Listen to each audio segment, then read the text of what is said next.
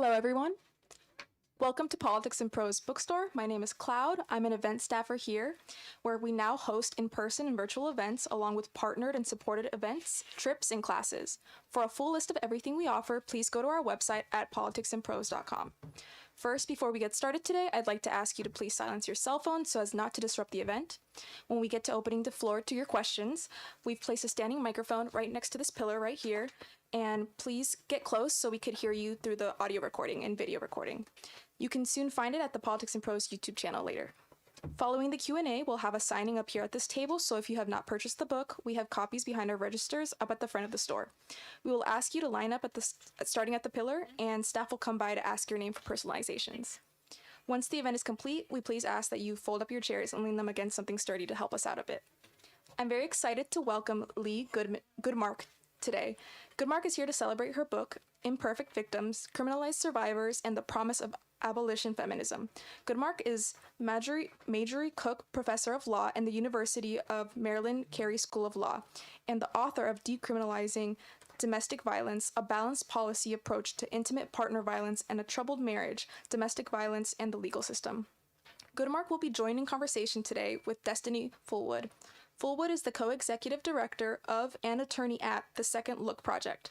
After graduating from American University Law School, Destiny went on to become an assistant public defender in West Palm Beach, Florida, where she protected the rights of adults and children charged with state crimes. Destiny's research focuses on the racial caste system in America and the problem of policing. Now, please join me in welcoming Leigh Goodmark and Destiny Fullwood.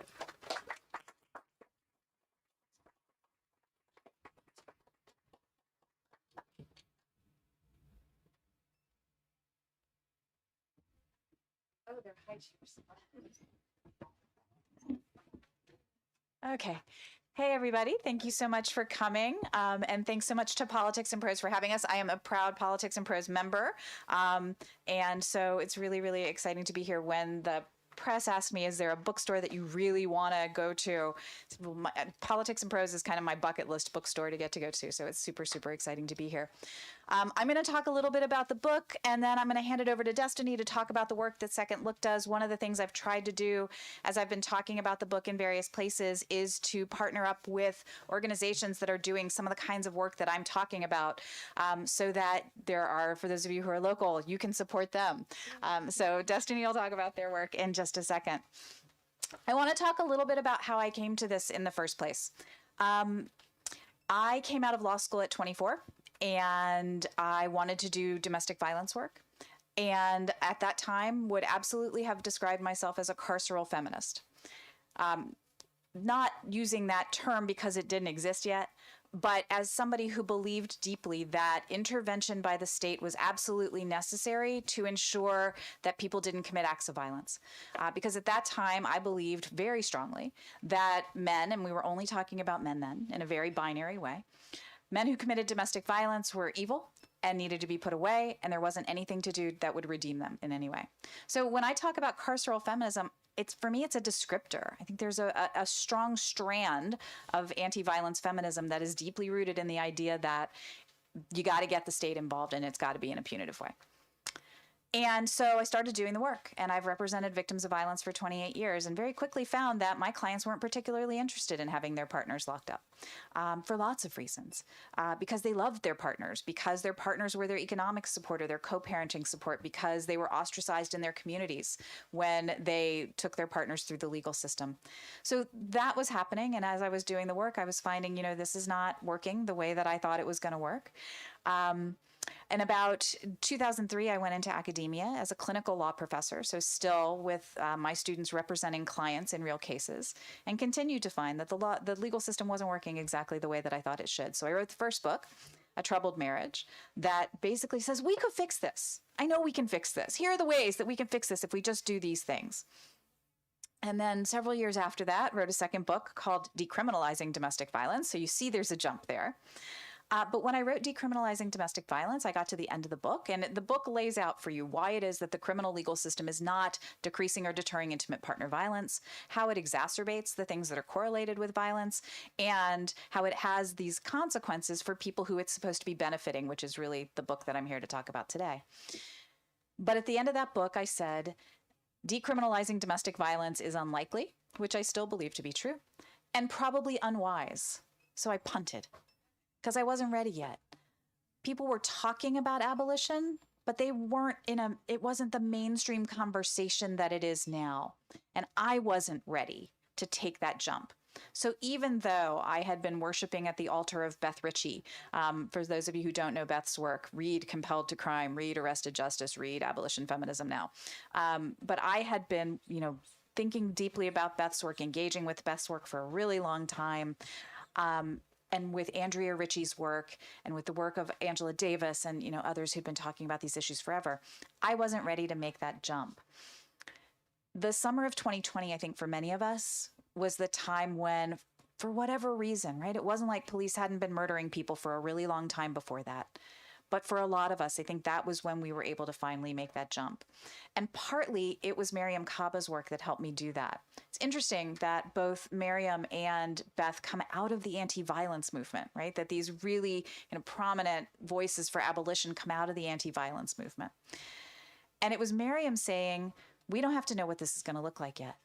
We don't have to be able to answer what does abolition look like, because we're not there yet. We haven't done the work that we need to do, the building work that we need to do to be able to figure out what's actually the scope of the problem and how are we going to fix it. I think it was that piece of it, that permission from Mariame to say, I don't have to know everything that it's going to look like yet, but what I do know is that I don't believe people should be caged.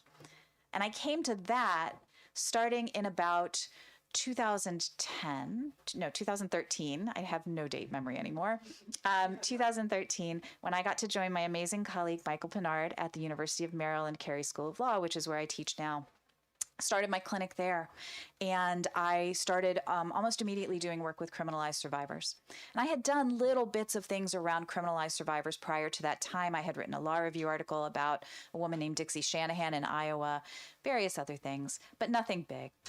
But the clinic started representing criminalized survivors in parole matters. And it was like that. This is the work. This is what I was supposed to be doing. This is the work I was meant to do all along. And being in prison week in and week out, it changes the way that you look at the world, and it changes your ability to say, this is a way that we should treat anyone in this society. I want to be clear. In the Maryland Correctional Institution for Women, which is where I am most of the time, as prisons go, is not that bad a prison. It's like a rundown community college with razor wire.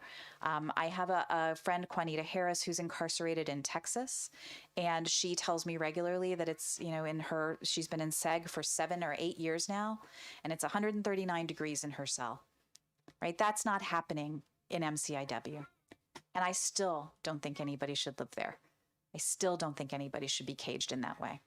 So I tell you this because I do think, it's kind of how I came to write this book.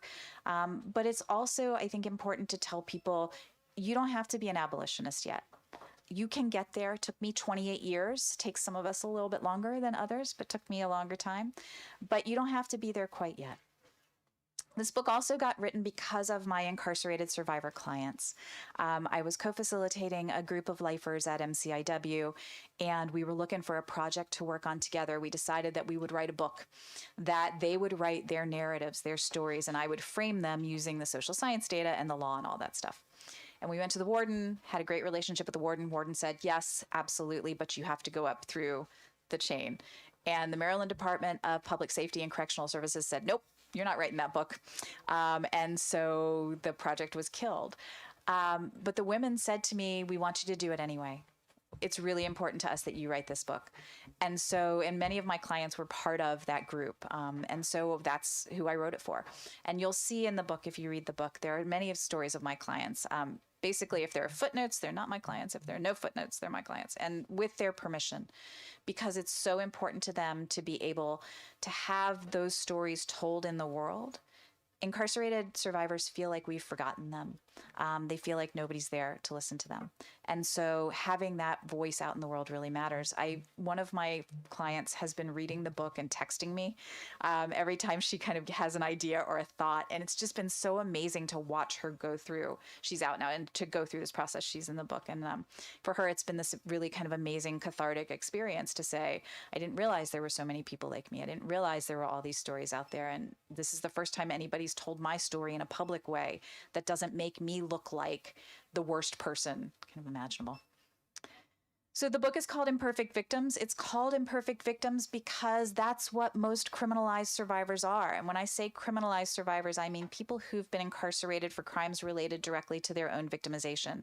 If the stereotypical person is the and I'm going to use woman here because that is the stereotype, the battered woman who fights back against her partner, ends up killing in self-defense and ends up in prison. But there's so many other people who've done so many other things. So people who have acted under duress from their abusive partners, people who've acted under coercion from their abusive partners, people who didn't do anything at all, but were somehow with their partners when they did something, leading to things like felony murder charges. We have clients who are victims of sex trafficking, who are convicted of crimes related to their own trafficking, who were trafficked alongside younger women and didn't know that they were trafficked alongside minors and did something like held money for them or helped them do something to be safer in doing sex work and ended up convicted of crimes related to that sex trafficking. So it's really kind of a variety of people that we're talking about. I write about women and trans and gender nonconforming people and femme-identifying people. It's fair to say, though, that pretty much everybody who's incarcerated is a criminalized survivor. Most people don't come to violence for the first time as perpetrators. Most people come for the first time as victims. But they're imperfect victims because we have this very narrow stereotype about who is a victim. A victim is white. A victim is straight. A victim is cisgender. A victim is middle class. A victim is meek and weak and passive. And if you fail to conform to that very narrow stereotype of who a victim is, the legal system won't recognize you as a victim. So for Black women particularly, right, who get tagged with the angry Black woman label, they don't get seen as victims. Native women don't get seen as victims. Latina women don't get seen as victims. But people with mental health issues, people with substance abuse issues, people who are just belligerent, who are not the nicest people in the world. So if you've seen, for example, the Netflix show Killer Sally, Sally McNeil was a Marine, so very macho, kind of part of the military. And she had a rude mouth and she used it. And she also wrestled men for money. So she was selling access to her body, essentially, right? Not a perfect victim. And so the prosecutor in that case said, she's violent and therefore not a victim. You can't be a victim if you're violent. But you also can't be a victim if you fight back, and you can't be a victim if you earn your own money and you have your own checking account. And if there's any way for police and prosecutors to say you're not performing victimization properly, they will do so. Because these same people who claim to be the voices of victims, the protectors of victims, flip as soon as somebody becomes a criminal defendant or fails to perform their victimization in the way that the system wants them to perform it, by showing up to be a witness in a proceeding, by being willing to participate in prosecution, all of those kinds of things. And so the book is really about these imperfect victims, people who get punished for their victimization over again by the criminal legal system and the way that the system does that work. The reason that I end up at Abolition, to kill the ending for you, I'm going to spoil, as a spoiler alert, I mean, it is in the title, so, is because there's not a way to reform this system. As Paul Butler, Georgetown law professor Paul Butler says all the time, system is working exactly the way the system was meant to work. The system is policing the behavior of non-conforming people and punishing them when they fail to conform to these stereotypes, to these ideas that we have. And so you can tinker around the edges as much as you like, but that's not going to make the kind of fundamental change that's going to protect criminalized survivors from being punished for their actions in self-defense and otherwise.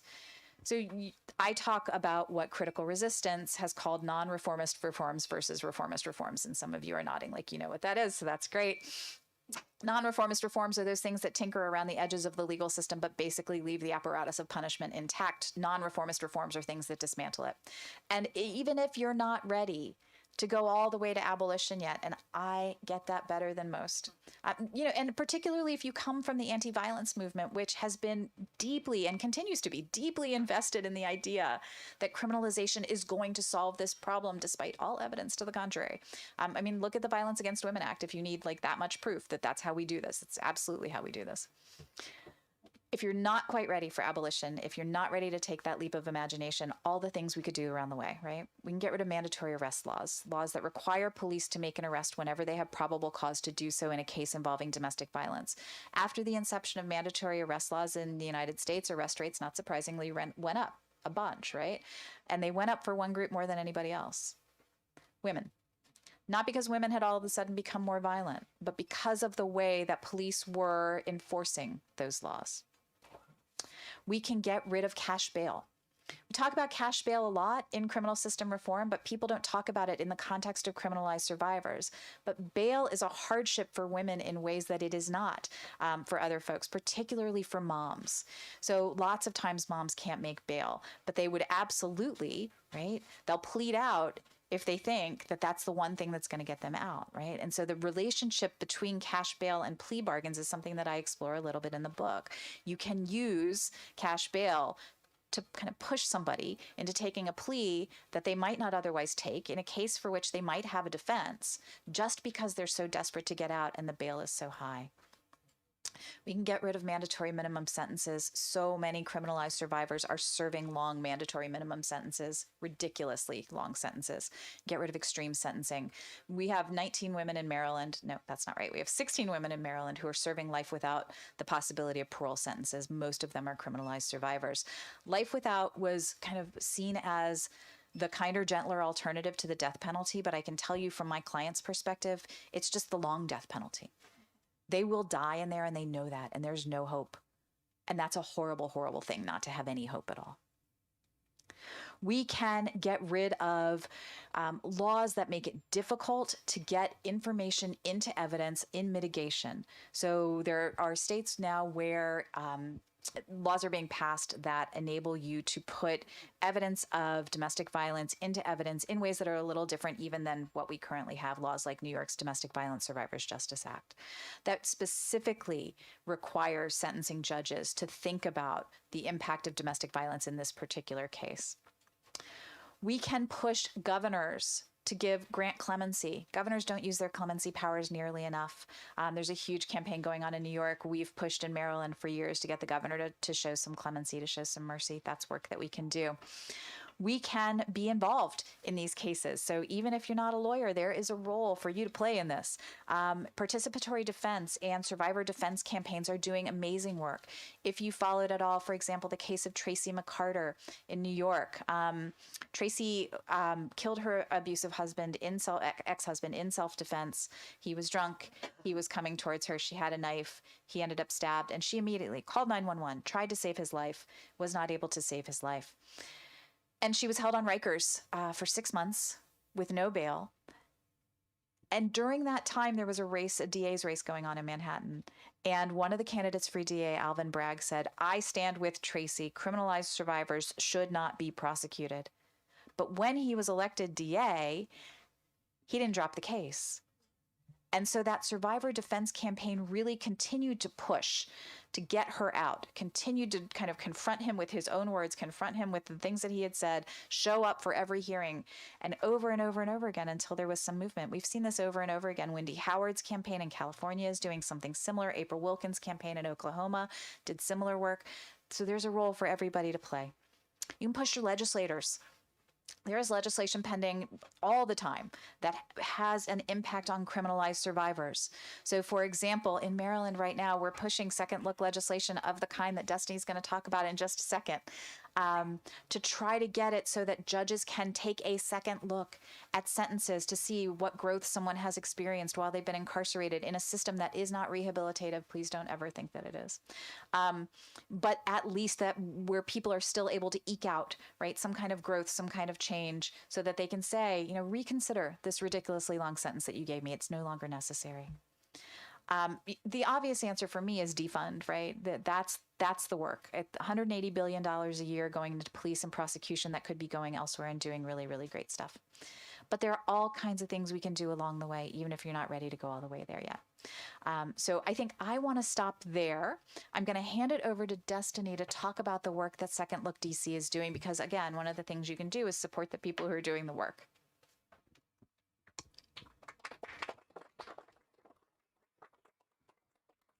Hi, everyone. So my name is Destiny Fullwood. I am a criminal defense attorney, and I now work at the Second Look Project. And so what we do at the Second Look Project, like Leigh said, is we try to petition the court to give people a second chance. And so in DC, there is a law called the Incarceration Reduction Amendment Act. We call it IRA for short, IRAA.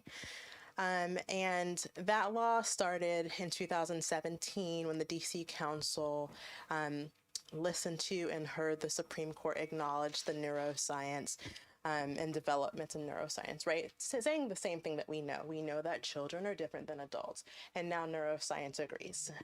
And so after a lineage of cases, the DC Council decided to enact this law. And what this law did, it's gone through several iterations, but now where we are is people who were under the age of 25 at the time of their offense and who have spent more than 15 years in prison are eligible for a second chance. And that's because our brains continue to develop way into our mid-20s. And as our brains are developing, when we're children, when we're young adults, we are unable to kind of extricate ourselves from certain situations. We don't think about future consequences in the way that someone with a fully mature brain may think about consequences. And so what we do at the Second Look Project is we're the only organization in DC that exclusively represents this population of people. And we essentially ask the court to look at a number of factors that are written in the statute and to see a person's life and their change over their entire lifetime. So we spend a lot of time talking to our clients about their adolescence, their childhood. Sometimes we go before childhood, before birth, because that line from harm to victimhood isn't, or so their defendants, isn't always a straight line. Right? And so, generational trauma is very real. And so we spend a lot of time talking to them about that. We spend a lot of time talking to them about their time in prison, their behavior, their education, the way that they've been programming, because it's really important for us to tell the judges and remind the judges that, like, the work that my client is doing, the change that my client has made is because they decided to do that themselves. Like, programming isn't plentiful in the Bureau of Prisons. And, most of my clients are in some of the most dangerous prisons in the United States. And so the fact that they're staying out of trouble is even far more remarkable than like a judge would think that it was. And so we spent a lot of time contextualizing their time in prison.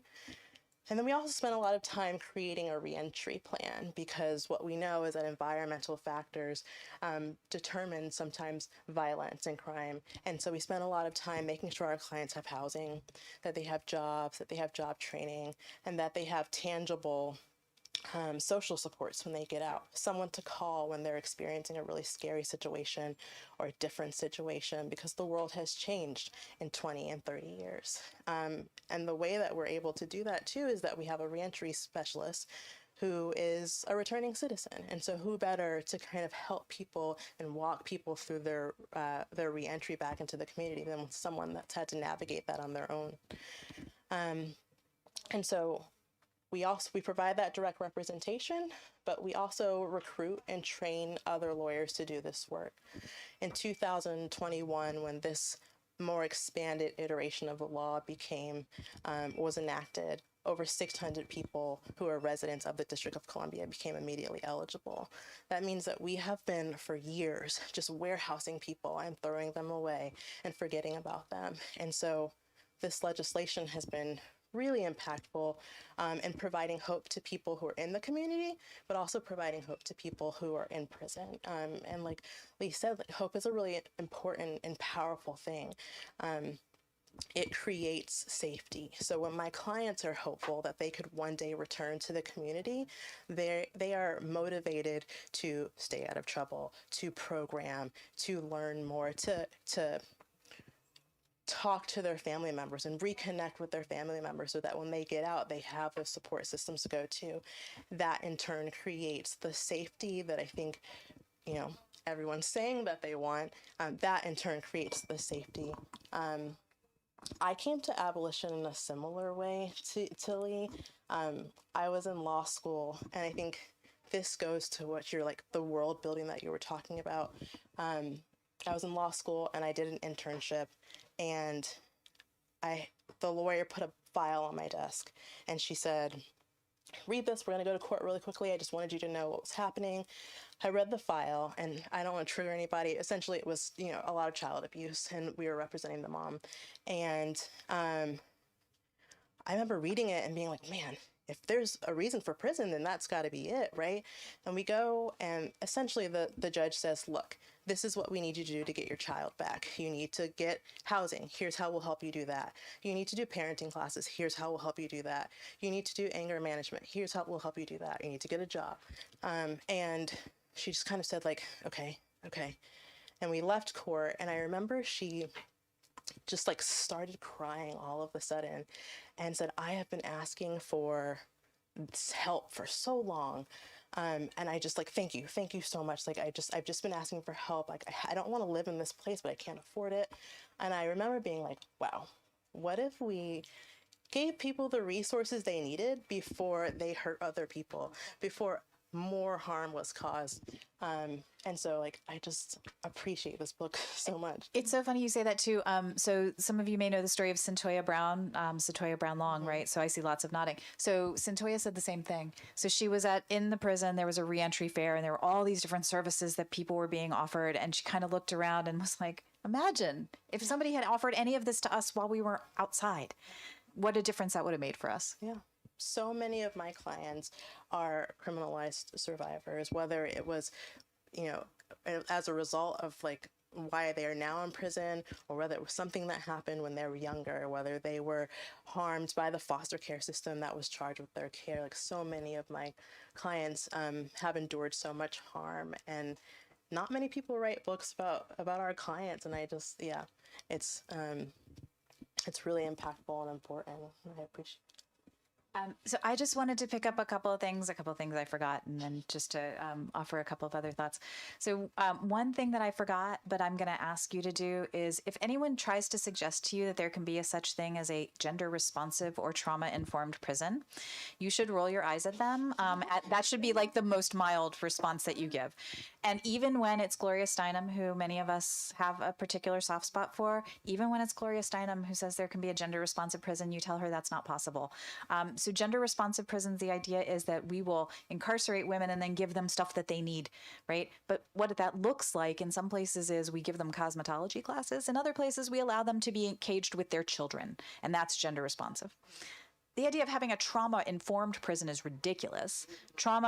Prison is a trauma-inducing institution. You cannot have a trauma-informed, trauma-inducing institution. It's not possible. I wanted to offer that. And I wanted to talk a little bit about kind of how some of my clients came into the system. And these are the stories that are in the book. So Arena Pretty is one example. And Arena was the longest serving woman in the Maryland correctional system. She went in at 18. She came out at 61. And I was telling Destiny before we started, we represented Arena in my clinic. And so I had said, we represent the longest serving woman in the Maryland correctional system. And then Arena came out and I said, and we represent the longest serving woman in the Maryland correctional system because the next one down, also our client. Arena was in an abusive relationship with an older boyfriend, and the boyfriend decided he wanted to rob the store where she worked. And so he told her that she was going to get him into the store because he knew they wouldn't open the store to him otherwise. So she got him into the store, and he told her to tie up the owner of the store and the other person who was there. And she did that. And she said to them, it's going to be okay. Just do what he asks you to do. It's going to be okay. And then she ran. And as she ran, she heard gunshots. The owner of the store was killed. The other person was hurt. And Arena was convicted of felony murder. Felony murder is a doctrine that allows you to be convicted of murder as though you pulled the trigger, even if you had nothing to do with that part of anything at all. So long as you were part of the commission of a felony, you are as culpable as the person who pulled the trigger. And so she went to prison at the age of 18. There were no services when she went to prison. I mean, this is the 80s. Nothing for her. And she learned the hard way, how to do that time. And then she helped every woman who came in behind her, every young woman particularly who came in behind her, figure that out. For years, we tried to get Arena out. In Maryland, until very recently, the governor had to approve any lifer's parole. We were one of only 3 states that had that provision. She went up for parole 6 times. She was approved the last 2 times, and the governor didn't let her out. And then the pandemic hit. And when the pandemic hit, she got sick and they took her out of the facility. They wouldn't tell us where she was. They wouldn't tell her family where she was. Nobody knew. We didn't know how she was doing. And we did the thing that scared us the most of all, which was go to the media. To say, we got to do something here. We got to raise awareness somehow. And that's a really scary thing to do. First, as a lawyer, we're particularly risk averse. I don't love to go to the media because I don't control the media. I don't like to do anything I don't control. But also, the victim's family is out there and they have feelings about these things. And when you go to the media, like, that's part of what you're going to confront. And even then, we couldn't get the governor to act. She came back into the facility. And finally, because there were rules during the pandemic that said if you have some other reason to get out and you can figure out what some legal hook could be, you can use it. There are 2 jurisdictions in Maryland, 1.5 now really, but there were at the time 2 jurisdictions in Maryland that have what were called sentencing review units, where the prosecutors were willing to look back at long sentences and see if they really thought they were still warranted. In Prince George's County, that is going gangbusters. Baltimore City, we're worried about, honestly, because we have a new prosecutor and I don't know how inclined he is to use that unit that way. But at the time, we were able to do that. And so Arena actually got out through the sentencing review unit because of a constitutional infirmity in the plea that she took 42 years earlier. So that's kind of one of those stories. We also represent the stereotypical people who fight back against their partners. Somehow it seems like my clients, when they are defending themselves, always end up in the kitchen, and somehow there always seems to be a knife. And the knives are never very big, but they're big enough. And when you do you don't mean to do damage, but you do damage. And it's really hard to explain that away. And if you fail to call the police immediately, or you don't tell the police a consistent story because you're scared, or kind of 100 other things, right? It's not legible. It's not seen as victimization in the same way. And I want to talk about Ashley Barnett. Ashley's the client who I told you about, who's been texting me as she's been reading the book. So Ashley had been victimized in pretty much every way that a person could be victimized, and had been trafficked and had been abused as a child, and kind of, you name it, it had happened to her. And she was living in Florida and she met a younger woman. She didn't know the woman's age, and they decided they were going to go party together. And so Ashley took this girl with her to a party and said to her, look, if anything goes wrong, if you want out of here, here's our safe word. You say the word, I'll get us out of here. No problem. They hung out, not a problem. Ashley went to leave. She said, do you want to go?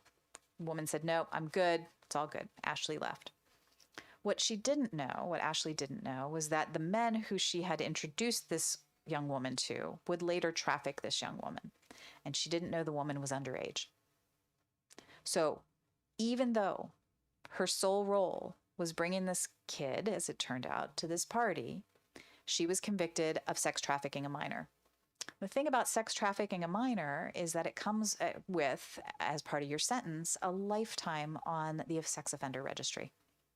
So even though at her sentencing, the judge said, I recognize that you are a victim and you have been a victim your whole life, she was sentenced to serious federal time and then forced to register for the rest of her life. That can't be what we intended, right? That can't be what we wanted to see happen when we set all this up. So those are the kinds of stories that I'm telling in the book. It's not an easy read. I wouldn't recommend it as a beach read particularly, unless you have a really unless your reading habits are like mine, in which case, enjoy that. But I do think these stories are so important, and the thing about prison is that it disappears problems. And so we don't know about all of these people who are experiencing this stuff. And we haven't even started to talk about trans and gender nonconforming people and the stuff that they experience, both in terms of kind of going through the criminal legal system, where, of course, you're not a perfect victim because you're not even who you say you are, right? You're not credible because you're being dishonest. Those are lots of air quotes, dishonest about your gender. So how can you be trusted in any other way, right? So all of those experiences we then just warehouse and we put to the side, and nobody knows kind of what happens to those folks. And there are so many other things that we should be doing and could be doing instead. So I want to sum up my part of this by asking you to do things, because I think that's important. And I think people do want to be able to do things in response to all these problems. So there are 3 things that I ask people to do. One is support survivors. Our clients feel forgotten but there are ways that they don't have to be. You can write letters to incarcerated people. You can kind of show up and do court watch. Prince George's County has a really robust court watch program. There are things that you can do just to say you're not forgotten here. We did a letter writing campaign for Valentine's Day one year. And one of my clients told me that she slept with that letter under her bed. And my students just did this, wrote letters to people they didn't know. And she slept with the letter under her pillow. Like, it meant that much to her. I have another client who every time I go to see her, she says, say hi to the student who wrote me this letter, who she's never met, right? But it matters. 2, support the organizations that are doing the work to support survivors. Second Look DC being one of those organizations, but there are lots of others. And so there's so many opportunities to give your support to people. And then the third thing I'm going to ask for your help with is this. So when the book came out, Miriam Kaba, who I've talked about a little bit already, tweeted out a picture of it and her congratulations to me, which was lovely and really exciting and wonderful. Miriam is, I write in the book, there are kind of 3 books that were formative to me, and Miriam's is one of them. Beth Ritchie is the second one, and then Susan Miller's Victims as Offenders is the third one, just in case you're curious. And I was so thankful, and I thanked her on Twitter because, of course you do. And then she said, and what are you doing to get it into prisons?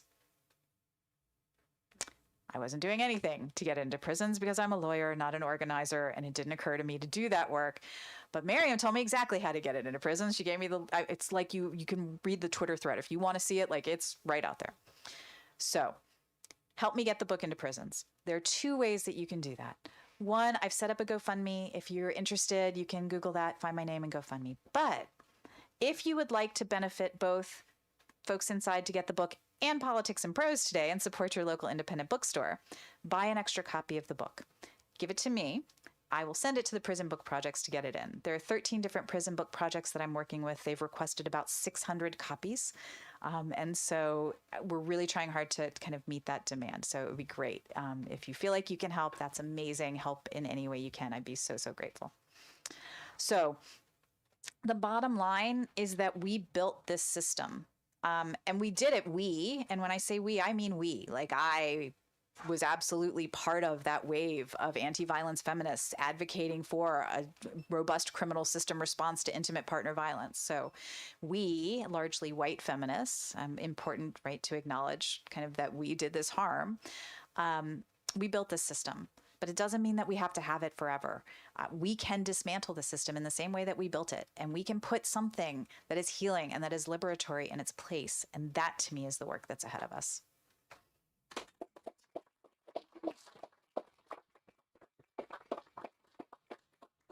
So happy to take questions. I guess the mic is here, and I think they probably want you to use the mic because of the online stuff. No questions? We did such a good job. We're done. Like, mic drop, we walk. That's it. Everyone's an abolitionist. Yeah, we did it. Yay. Hey. Hi. I just wanted to start by thanking both of you, first for your time here today, second for the work that you do, the work that you've been doing for years. It's just been I'm full of admiration for both of you just sitting here listening. And my question for both of you, as a young woman who's excited to go to law school, excited to go into criminal defense, the way you were describing the work that you do, that's what public defense is to me. Like, I want to be a public defender. It's what I was meant to do. What advice would you have for me when I'm confronted with peers or with colleagues who say progressive prosecution is possible, or, even like restorative justice is, an alternative where we can manipulate the system to be a constructive one or a positive one? I've been trying my best to go to bat with those people and say, look, no, we can't, and here's why. And I do intend to read your book. Hopefully there will be more tips for how to approach those conversations in there. But what would you encourage, or what advice would you have for me to say to those people?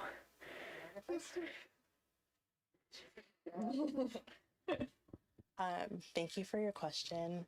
I'm also very excited for you to be an up-and-coming public defender. Yes, I'm excited.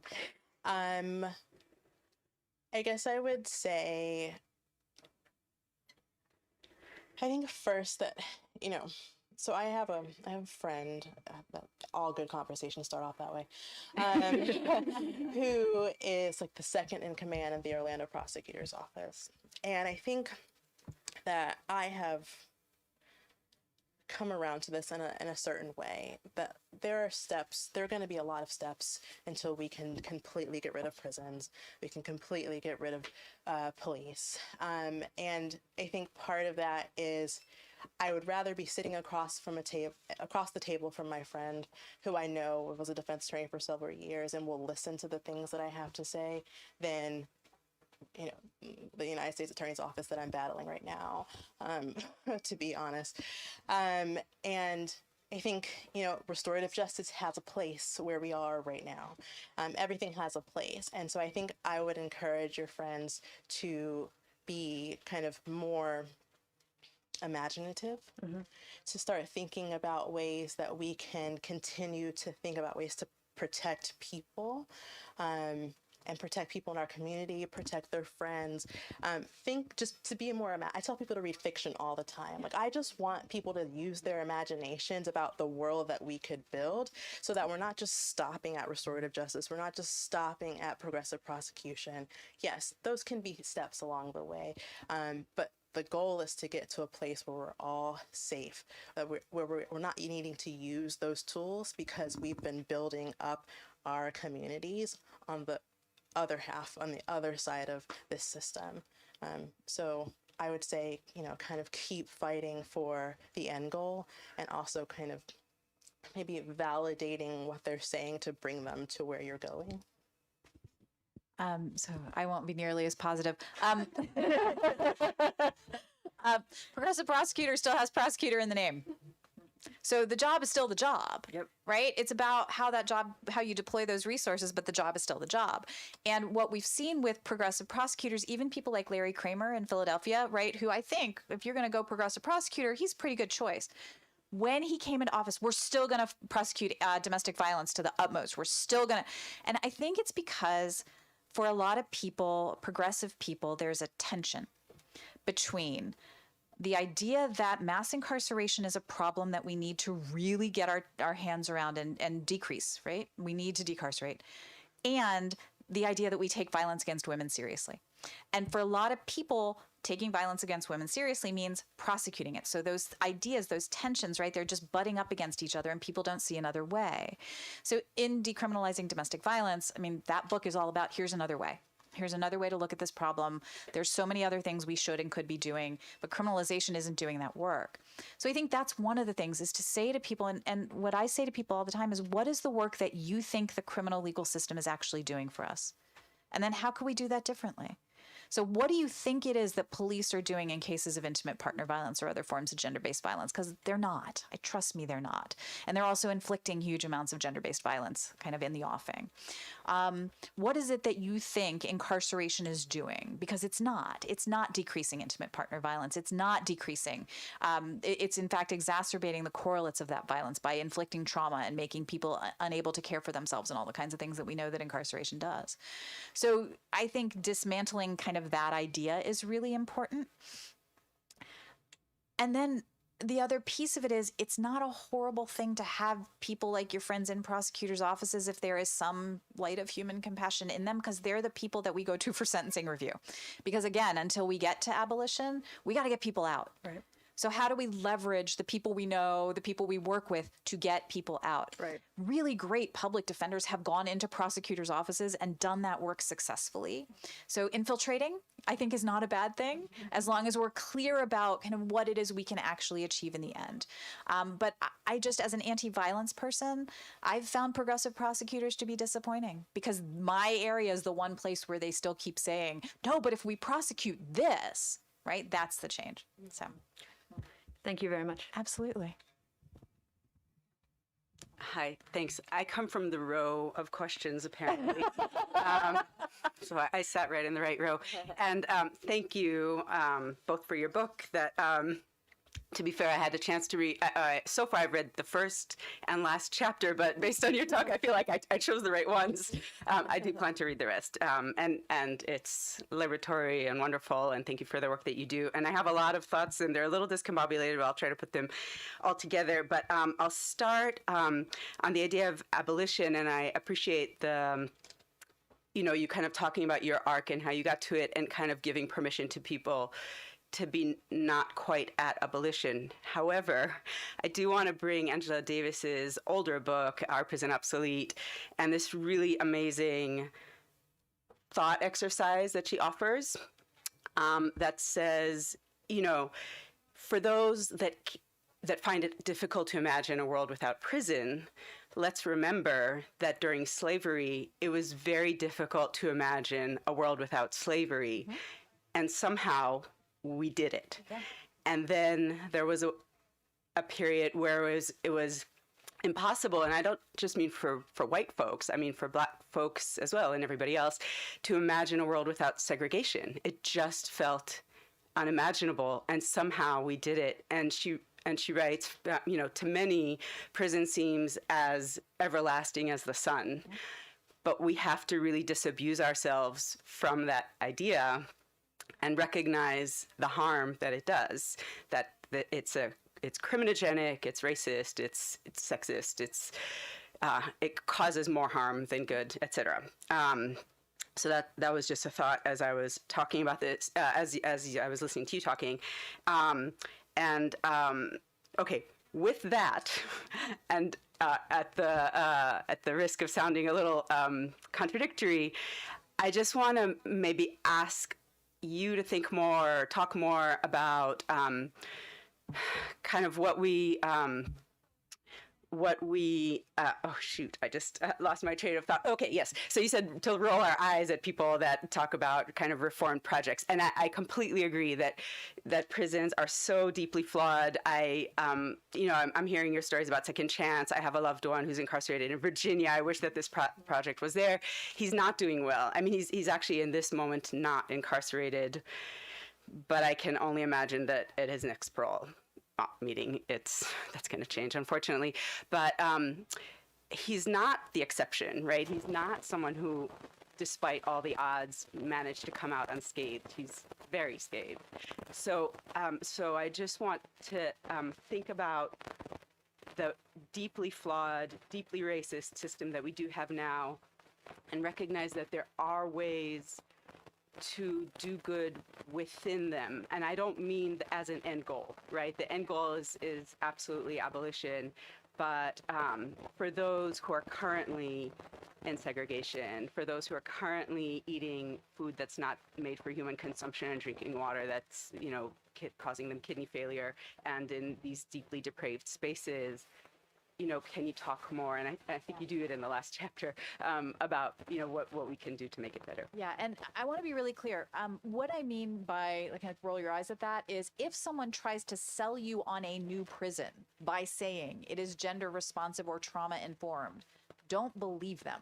Don't buy that this is going to be a better prison, because there is no such thing as a better prison.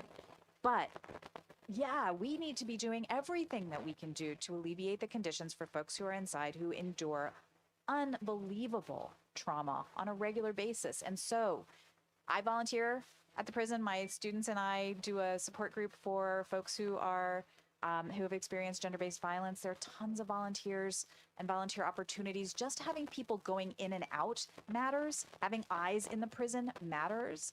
There's family support work that gets done on the outside. There's legislative work that you can do. There's organizing work that you can do. We got to be doing all of that stuff. As long as cages exist, we need to be raising awareness of what happens within them and kind of shining the light that needs to be shown so that people get what they need. I love Emily Thuma's book, All Our Trials, which is a history of the anti-violence movement, but it talks a lot about the ways in which organizing around criminalized survivors brought to light these problems. So absolutely, yes. I am not in any way saying kind of throw your hands up and go, prisons are terrible and therefore we don't engage with them. Not at all. As long as there are people living in those conditions, we have a moral responsibility to try to alleviate their suffering in some way. So yes, yes, yes, yes.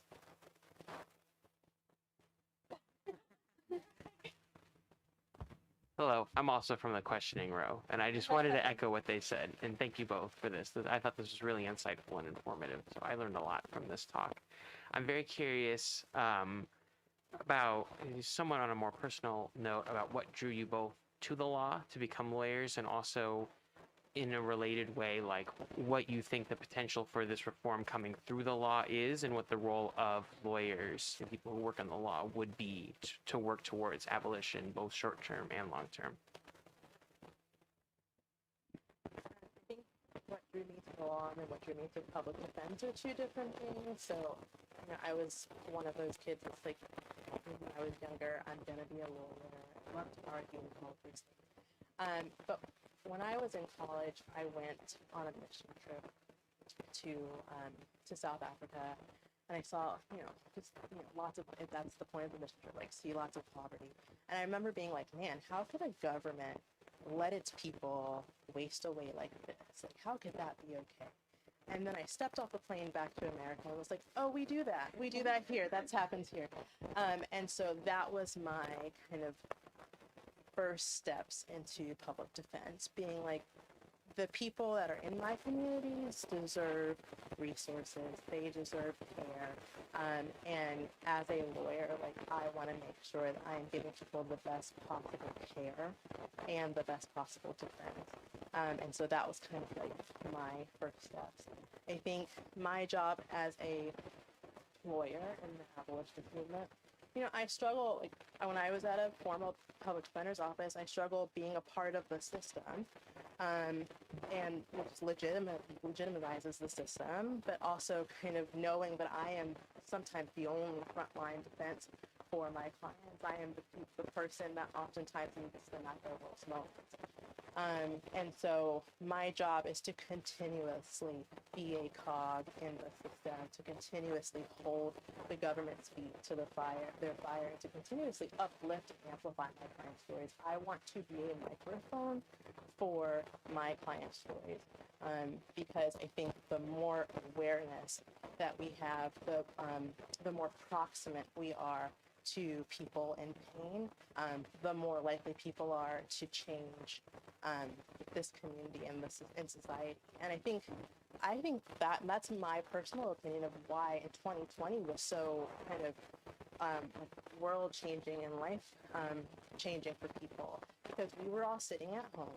We were dealing with our own pain, whether that's, separation from our friends, whether that's no longer working, no longer making money. Like, we were all sitting in our own type of, and then are suffering at the hands of the government. And so I think that is my job, and I hope that everyone kind of views that. Even if you're not a lawyer, you are saying, I'm going to make sure that I am holding people accountable for the things that they cause. I'm third generation lawyer. And no kidding, not kidding. And I grew up watching my dad and my grandfather help people. That's what lawyers were supposed to do. And so it always seemed to me like I wanted to help people. But I wasn't going to be a lawyer. I was going to be 100 other things. And then it turned out, just as I started to think about kind of what I wanted to accomplish, the things I wanted to accomplish were better done with a law degree. And that's kind of how it happened for me. So not kind of my grand plan necessarily, but kind of inevitable, I think, in its own way. I think the question about the role of lawyers in abolition is a really, really interesting one, because it is inherently contradictory, right? We want to burn. My job is to put myself out of a job. And I think that's right? That's what we're trying to do. And I think that people who have been inside the system have more insight into how it works and a better sense of what buttons to push and kind of where we can make gains and that sort of thing than folks who have been purely outside the system. I also think that the role of narrative in breaking the system down is going to be essential. That, again, because we've disappeared all of these people don't really know how bad it is, right? So we can bring those stories. We are the storytellers, right? Who have the ability to take the privilege that we have been given and amplify.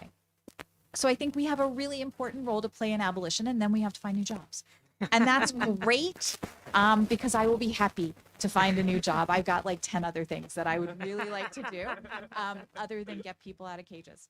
But I agree with Destiny completely. So first of all, if you had told me, by the way, when I came out of law school that I would be a criminal defense lawyer, I would be like, are you kidding? Like, that's never going to happen. It's not who I am. I'm a victim side person. So the fact that I am now a criminal defense lawyer is shocking to me in some ways, and I don't always claim it because it feels wrong. Like I'm not entitled to make that claim. We grow and we change and we evolve, and I think that's, again, right, we want people who are within the system to undergo all of that change so that they can be partners in all of this. So plus, when you got abolitionists teaching law school, it's fantastic, right? So I think we have a really important role to play in all of this. So then once prisons are abolished and you're out of a job, what's the top of your list for what you'll do next? Oh, I'm going to be a photojournalist. In my other world, I was when I was 13. I made $2 a picture and 25 cents a column inch writing for our local newspaper, and I'm going to go back to being a photojournalist. We'll have fun with that. Thank you both.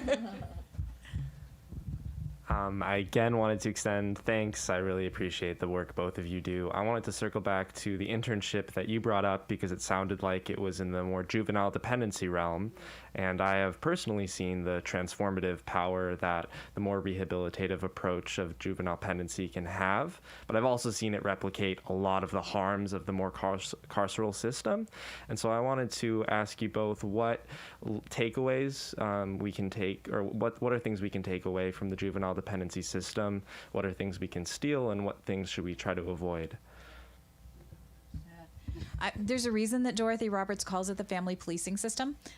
It is a quasi-carceral system, right? And so I think there's not a lot that I'd want to take from it, but there have been times historically when the dependency system has looked at how do we give people the things that they need to thrive and survive outside of this system? And those are the things that we should take from it. The idea that you don't need a repressive state system to have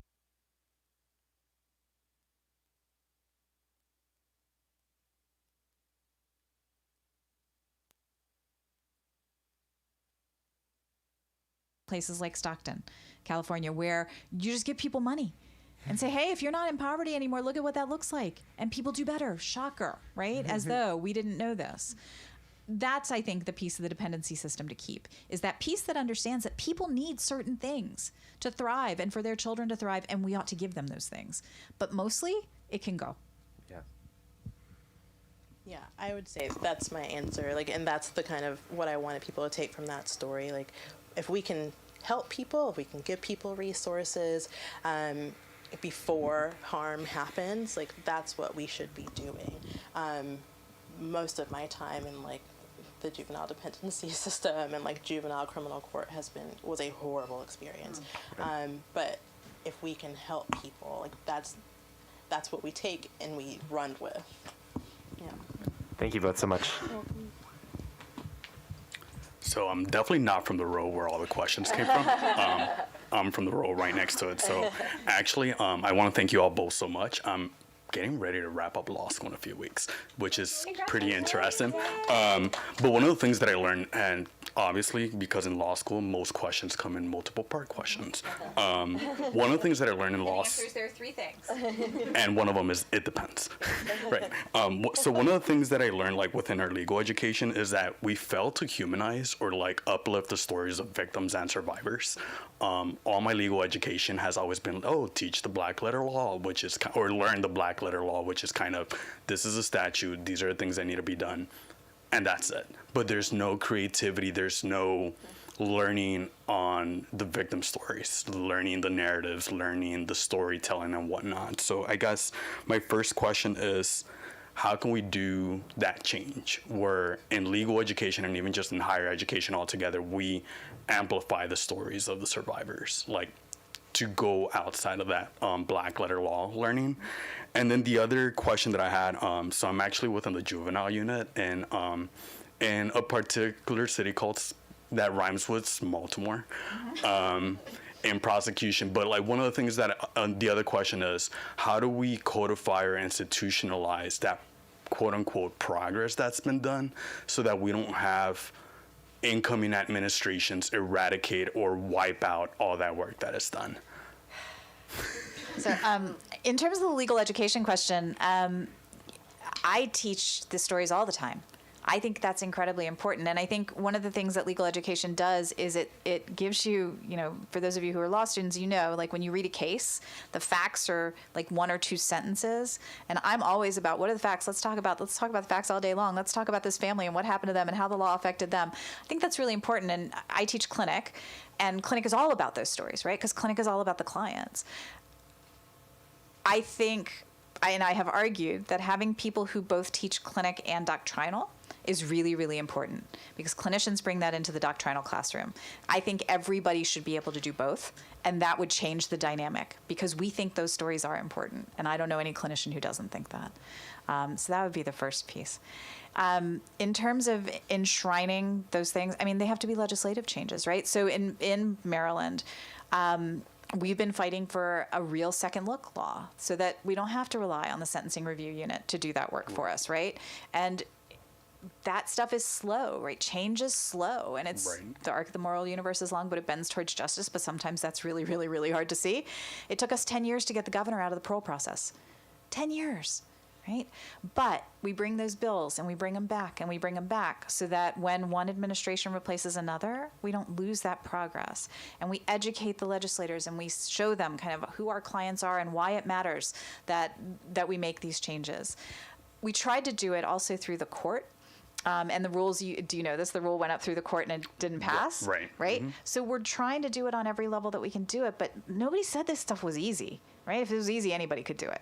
And so it's just that kind of staying with it and staying with it and staying with it, even when it's hard and even when it's just soul sucking, and even when you've been in Annapolis until 11 o'clock at night because there are 14 bills that night before your committee and your bill is number 13 of 14, right? Which is what happened to my colleague the other night. She was there till 10 o'clock at night, but we're there and we're in their offices and we're talking to them and we're trying to educate them. And we're trying to get them to see that we need you. This can't be the whim of an individual. It's got to be part of our law to make real change. And I think that's it, because you can't bind, we've seen that in every level of politics. You can't bind the next person. So the only thing that's binding is the law, as flawed as it is. I won't be that eloquent, and I'll answer the first part of your question, which is clinics. Yes, I think, and you know this, now you're almost done with law school, but always trying to, take the black letter law, take what you've learned, and then try to remain proximate to those communities and proximate to your why, remembering your why. And so if you can't get it inside the walls of that institution, then you go and you do an internship and you figure out who's doing the work. So, taking the learning extends outside the classroom, and that's kind of where you have to go. Appreciate it. Thank you so much. Thank you so much. Also take an anthropology class. Do that.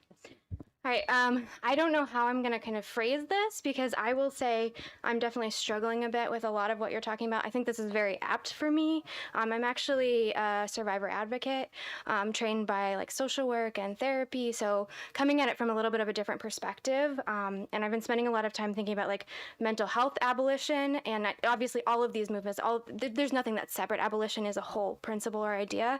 But what I'm struggling with, it's kind of how to sustain, how to persist, because I'm at a point where I'm on a leave of absence because I'm so burnt out from the work. And I just, I want to get in and I want to keep doing this work. And I feel like everything is a system and everything is stacked against the work that we want to do to make everyone free.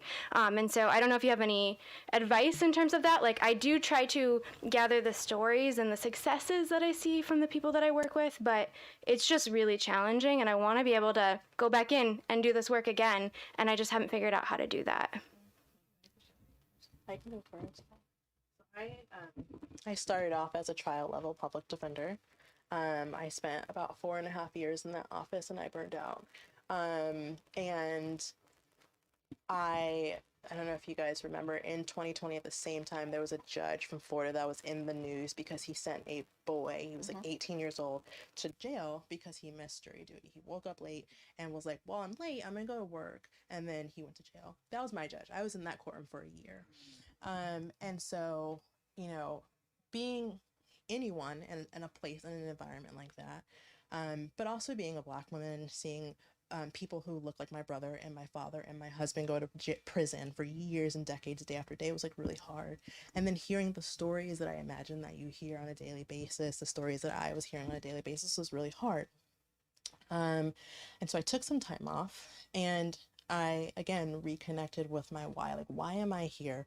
What is the point of all of this? And I recognized, one, that the buck doesn't start and stop with me, and I really had to like make peace with that, right? Like, if I am having a down day, if I am having a day where like I can't do this, Leigh taps in, right? If I am having a hard day, like one of my coworkers in the back, Madeline taps in. Like, this is a community of people working towards a goal that we all really want to achieve, and it's okay for us to have some downtime. I also like really set some boundaries.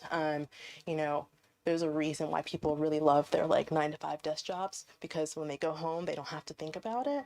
I got 2 cell phones, and my clients call one cell phone, and then that goes off at a certain point. Like, do I check it? Yes, I check it a lot. But like in theory, like that is a boundary for me, and like not checking email as much is like a boundary for me. And taking care of myself, like just being like, you know what, I need some sunshine. Like vitamin D is great for your health, and like need to go outside, or I need to go for a walk, or I really just need to check in with people who really know what this work is like, and just be like, man, this was a bad day or like a bad time, and just kind of making sure that you're okay, because the work will be there whether you're okay or not, but only you can like continue on your path and your journey if you're okay. So yes to all of that. Yes to every last bit of that. And also, part of, I think, what we have to do is redefine what we mean by success. Our law students, they come in and it's winning and losing, right? You win a case or you lose a case. And we lose all the time. We lose almost all the time.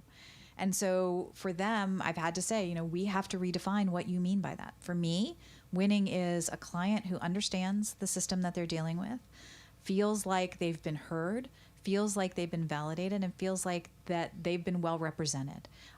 So that even if bad things happen to them, which they probably will, they feel like there's somebody on their side, and that's a win. And I think it's the same in the mental health arena, right? Winning isn't people getting better. It's maybe having fewer acute incidents. Maybe it's kind of having a good day and kind of putting those good days together. So part of it is about recalibrating what we mean by success. And for me, you know, people talk about compartmentalization as unhealthy, but I think compartmentalization is healthy for those of us who do this work. Yeah. You can't bring it into every part of your life. My husband is wandering around here somewhere, and he would laugh at me saying this at this point, because he'd be like, yeah, like you don't bring this into every part of our lives. But you can't have that. You've got to be able to shut it down. And then the last thing I would say is I have possibly the darkest sense of humor of really anyone I know, and that helps a lot. You have to be able to, when you do this work, it is you sometimes feel guilty about enjoying any part of your life. I think about that when my clients are, you know, I'm doing this and my clients are here, right? And that is not a healthy way to go through the world. And as it turned out, that wasn't actually what my clients wanted for me either. They are excited to hear about my kids and how well my kids are doing, right? They're human beings, and we're having a human connection. So I think that's part of it too, is like being okay with the fact that you are continuing to have your life. So I've been doing it 30 years, and I think Destiny's right. You find different ways to do it at different times, because sometimes you can't do the frontline work, and that's okay. So you find another role to play. You find different roles at different times depending on where you are. Good luck. So I think we're out of time, yeah? So thank you all so much for coming. Really appreciate it. Thank you everyone for coming. If you could lean your chairs against something sturdy, that'd help us out a lot. And the signing language